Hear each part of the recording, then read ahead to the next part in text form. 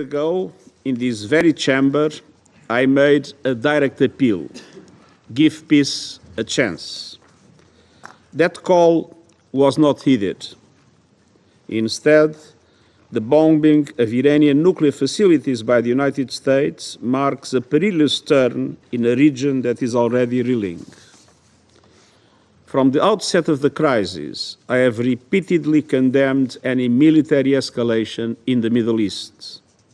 The people of the region cannot endure another cycle of destruction. And yet, we now risk descending into a rat hole of retaliation after retaliation. We must act immediately and decisively to halt the fighting and return to serious, sustained negotiations on the Iran nuclear program. The Non-Proliferation Treaty is a cornerstone of international peace and security. Iran must fully respect it.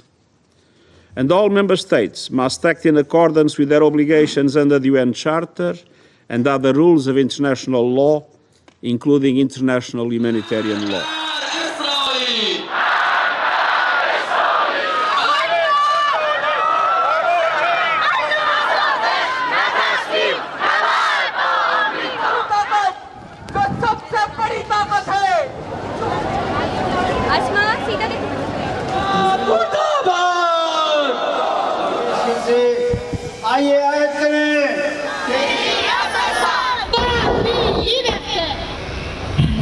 On commençait déjà, alors je suis ici aussi pour parler de la Palestine.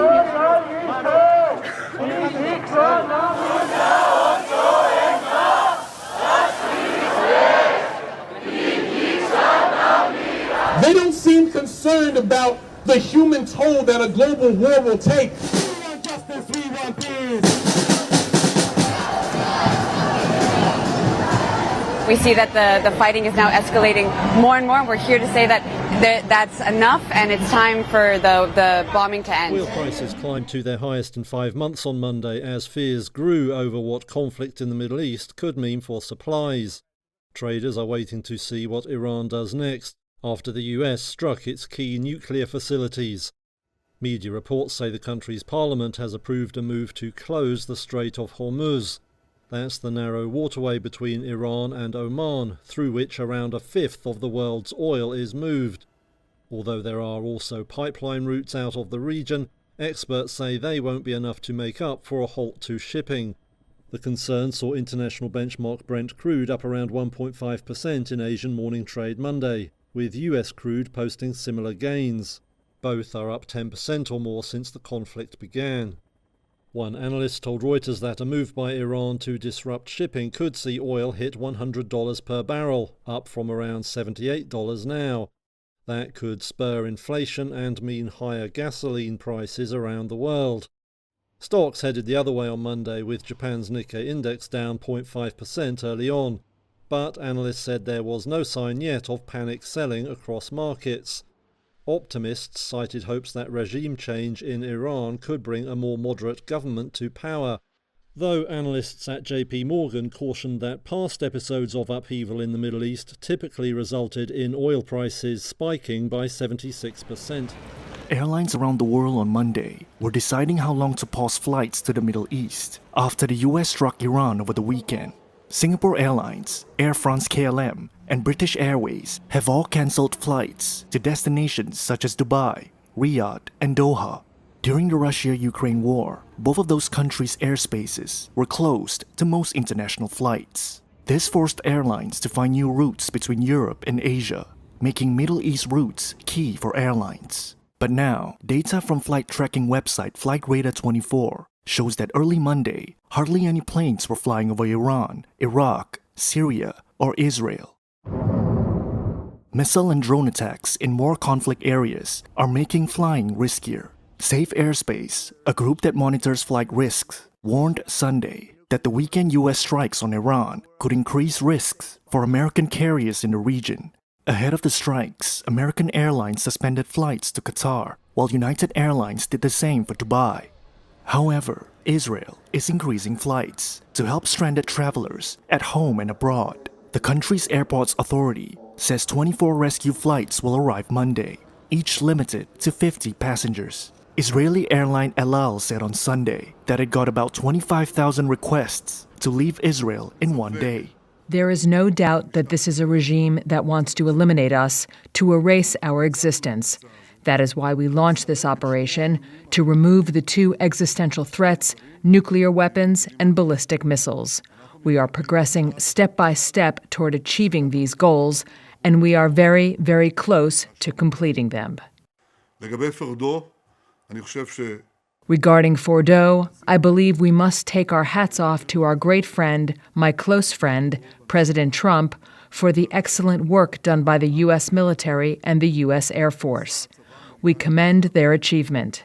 They caused a very serious blow there, a very significant one. We will, of course, assess everything. In any case, we will ensure there is no threat from these nuclear facilities.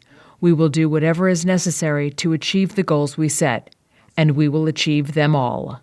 The world has long agreed that Iran cannot be allowed to get a nuclear weapon, and we support action to prevent that, and that is what this is. The US action was directed at specific sites central to Iran's nuclear program. We don't want escalation and a full-scale war. We continue to call for dialogue and for diplomacy. As I've said for many days now, we are deeply concerned about any escalation in the region, and we want to see diplomacy, dialogue and de-escalation. We've been upfront about the challenge facing the international community, that is, dealing with the threat posed by any Iranian nuclear weapons program and dealing with the risk of regional escalation. And that's why Australia called upon Iran to come to the table and abandon any nuclear weapons program. Iran didn't come to the table just as it has repeatedly failed to comply with its international obligations. We urge Iran not to take any further action that could destabilise. Tesla robotaxis have picked up their first customers. The firm said Sunday it had deployed a small fleet of the self-driving vehicles in Austin, Texas, with boss Elon Musk announcing the move on social media. A select group of influencers had been invited to take part in the rides, and some soon started posting videos. It marked the first time that Tesla cars have carried paying riders without a human driver. Musk says that's a business that is crucial to the company's future, and called it the culmination of a decade of hard work. Tesla cars were spotted early Sunday in an Austin neighborhood called South Congress. Though they had no driver, they each had someone in the front passenger seat. The automaker says they are safety monitors, but it's unclear how much control they have over the cars. Musk says trips in the vehicles are being offered at a flat fee of $4.20, with the robotaxis confined to a limited zone. Even if the trial succeeds, experts say Tesla faces huge challenges scaling up in Austin and other cities. One estimated it could take years or decades for a full robotaxi industry to emerge. Musk says Tesla will be super paranoid about safety, avoiding bad weather and difficult intersections. The cars also won't carry children. Last week, Texas Governor Greg Abbott signed legislation requiring a state permit to operate self-driving vehicles. The new law takes effect from September 1st and signals that officials from both parties want the industry to proceed cautiously. Besides requiring permits, it obligates firms to explain how first responders can deal with their vehicles in an emergency.